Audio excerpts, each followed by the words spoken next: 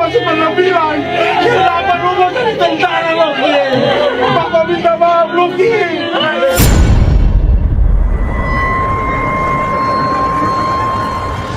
Hey guys, welcome back to my YouTube channel Di Balik Masker. Terima kasih sudah menyempatkan waktunya untuk menonton video ini. Gimana kabar kalian hari ini? Semoga dalam keadaan baik-baik aja ya. Nah, di video kali ini kita akan bakal bahas lagi soal kasus-kasus yang bikin merinding guys. Di video kali ini kita akan bawa satu cerita yang benar-benar bikin shocking dan gak habis pikir. Mungkin ada beberapa dari kalian yang udah denger, tapi pasti ada yang belum tahu detail ceritanya. Cerita ini tentang seorang prajurit TNI yang meninggal secara nggak wajar, diduga karena dianiaya. Judulnya udah serem kan? Makanya siapkan mental kalian sambil ditemani kopi atau teh biar nggak terlalu tegang. Dan tanpa berlama-lama lagi langsung saja kita masuk ke ceritanya. Check it out. Jadi gini guys, ada seorang prajurit TNI Angkatan Darat, namanya adalah Prada Lucky Cepril Saputra Namo. Usianya ini masih muda banget, baru 23 tahun. Bayangin guys, 23 tahun, lagi semangat-semangatnya membangun masa depan, tiba-tiba harus berakhir seperti ini. Si Lucky ini baru 2 bulan bertugas di Batalion Teritorial Pembangunan 834 Waka Ngamere, yang lokasinya di Nagekeo, Nusa Tenggara Timur. Nah, dari sini nih ceritanya mulai bikin gak karuan. Lucky ini meninggal dunia setelah sempat dirawat selama 4 hari di rumah sakit. Tapi yang bikin keluarganya curiga dan gak terima adalah kondisi tubuh Lucky yang penuh luka lebam dan memar. Kok bisa sih orang yang tadinya sehat walafiat tiba-tiba jadi kayak gitu? Itu kira-kira pertanyaan yang ada di benak keluarga dan kita semua. Dugaan kuatnya adalah Lucky ini dianiaya oleh senior-seniornya di asrama. Parahnya, bukan cuma 1 orang atau 2 orang, tapi kabarnya belasan sampai 20 orang guys. Gila kan? Ini bukan lagi senioritas biasa, ini udah kelewat batas.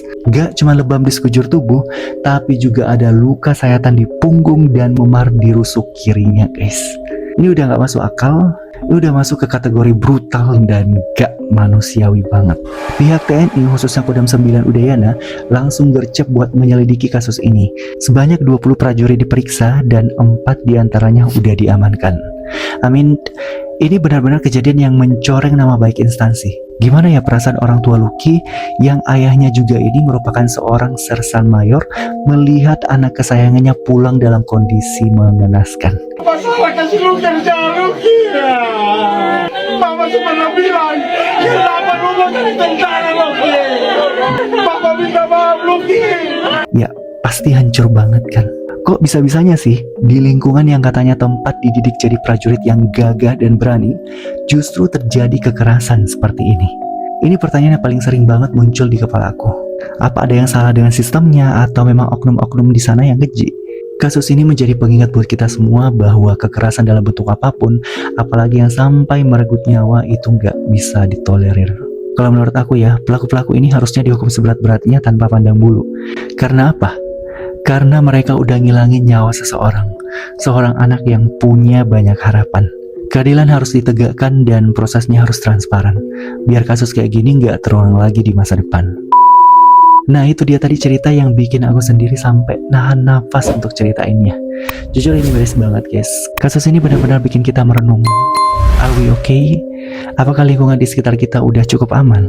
Gimana nih pendapat kalian tentang kasus ini? Coba sharing di kolom komentar di bawah ya.